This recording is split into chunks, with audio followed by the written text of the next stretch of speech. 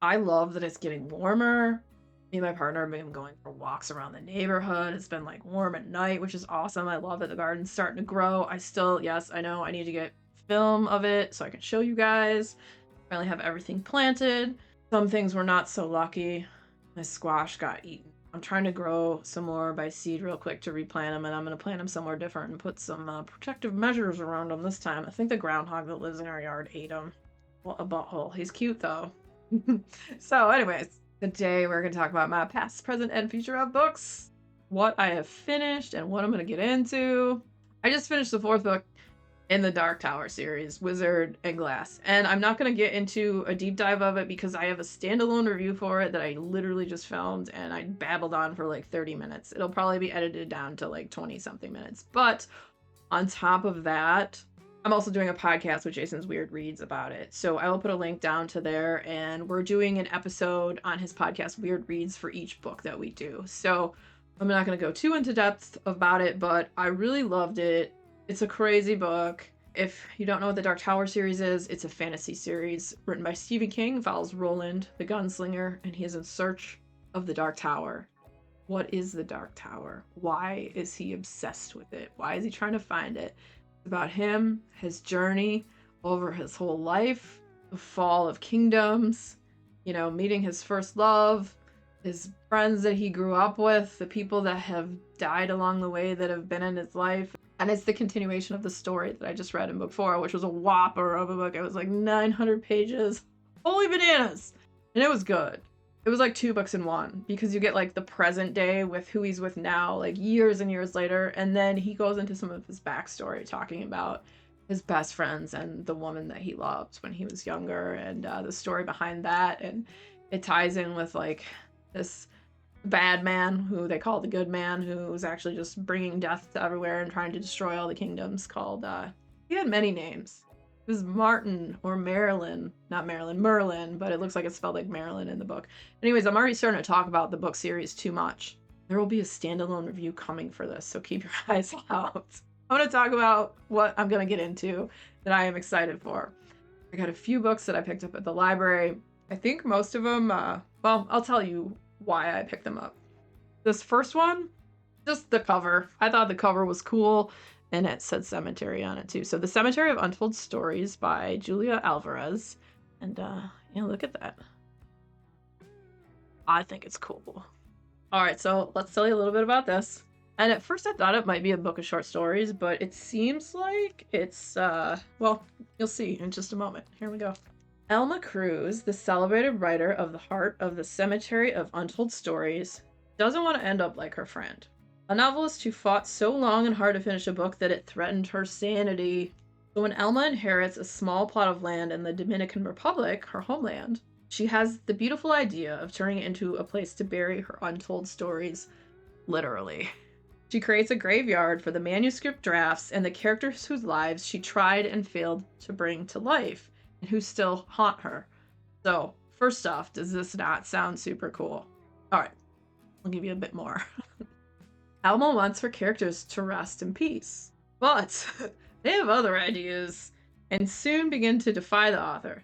They talk back to her, and they talk to one another behind her back, rewriting and revising themselves. Philomena, a local woman hired as the groundskeeper, becomes a sympathetic listener to the secret tales unspooled by Elma's characters. Among them, Bienvenida, dictator Rafael Trujillo's abandoned wife, who was erased from the official history, and Manuel Cruz, a doctor who fought in the Dominican underground and escaped to the United States. The Cemetery of Untold Stories asks, whose stories get to be told and who is buried? Finally, Elma finds the meaning she and her characters yearn for in the everlasting vitality of stories. And then it says, Julia Alvarez reminds us that the narratives of our lives are never truly finished, even at the end. Honestly, I cannot wait to read this. This is going to be... I have one more book that I got to finish before I read that, and that's the Children's Horror by Patrick Barb that I am in the middle of right now. And then this one. Super stoked for it. Fantastic synopsis. Okay, this next one I picked up because I saw it over on Spookish Mommy's Instagram. As I've said before, probably a million times by now, Horror Mother Horror have like the best horror recommendations. I got this one. It is Malice by Marcela Fuentes. And let's tell you about this one. Oh yeah, and I literally didn't read the synopsis for this one. I just saw it and I was like, oh hey, I saw that on Instagram. And I literally just grabbed it and I was like, okay, no need to read the synopsis. And the cover is kind of gorgeous, so here we go. In 1951, in the sleepy border town of La Cienega, Texas, a mysterious old woman confronts Pilar Aguilera. The woman is sure Pilar stole her husband, and in a heated outburst lays a curse on Pilar and her family.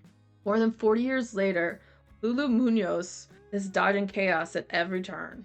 Her troubled father's moods, his rules, her secret life as a singer in a punk band, but most of all, her upcoming quinceanera. When her beloved grandmother passes away, Lulu finds herself drawn to a glamorous stranger who crashes the funeral and who lives alone on the edge of town. Their unexpected kinship picks at the secrets of Lulu's family past. As the quinceanera looms, and we move between these two strong, irascible female voices, one woman must make peace with the past, and one girl pushes to embrace her future. Rich with cinematic details, from the dusty rodeos to the excitement of a Selena concert, and the comfort of conjunto ballads played at family gatherings, this memorable debut is a love letter to the Tejano culture and community that sustains both of these women as they discover what family means. And I look forward to reading that. Malice. Sorry, it's a little shiny. Alright, and I couldn't go on if I didn't get the new Stephen King, so I got it from the library. It is a book of his short stories called You Like It Darker. I'm reading a lot of Stephen King lately. Tell you what, that Dark Tower is such a freaking journey. Oh, but yeah, more Stephen King. Let's tell you about it. I feel like everyone's already read this. I'm just slow. I got it from the library. I didn't buy this one. I don't know why I didn't buy this one. I'm weird about short stories, I think. I don't know. You like it darker? Fine. So do I. Writes Stephen King in the afterword to this magnificent new collection of 12 stories that delve into the darker part of life, both metaphorical and literal. King has, for half a century, been a master of the form, and these stories about fate, mortality, luck, and the folds in reality where anything can happen. They're as rich and riveting as his novels, both weighty in theme and huge pleasures to read.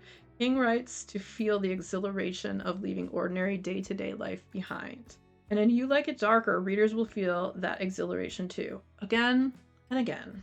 Two talented bastards explores the long-hidden secret of how the eponymous gentlemen got their skills. In Danny Coughlin's Bad Dream, a brief and unprecedented psychic flash upends dozens of lives. Danny's most, catastrophically. In Rattlesnakes, a sequel to Cujo, a grieving widower travels to Florida for respite and instead receives an unexpected inheritance with major strings attached. In The Dreamers, a taciturn Vietnam vet answers a job ad and learns that there are some corners of the universe best left unexplored. The answer man asked if prescience is good luck or bad, and reminds us that a life marked by unbearable tragedy can still be meaningful. King's ability to surprise, amaze, and bring us both terror and solace remains unsurpassed. Each of these stories holds its own thrills, joys, and mysteries. Each feels iconic. You like it darker? You got it. So I'm super excited to read that. Don't put the barcode on the front of the book. It means I can't Instagram this. Whatever. Instagram sucks these days. Anyway. Whatever. So that is going to be in my future of reading. And then next month, I'm going to get back into the next Dark Tower book, which I'm super excited for. I cannot wait. Like, this whole series is taking over my life for the time being. You ever read a series where you just like constantly think about it? Like, it's in your brain and then you start having dreams that are kind of related to it? No? Just me? I don't know.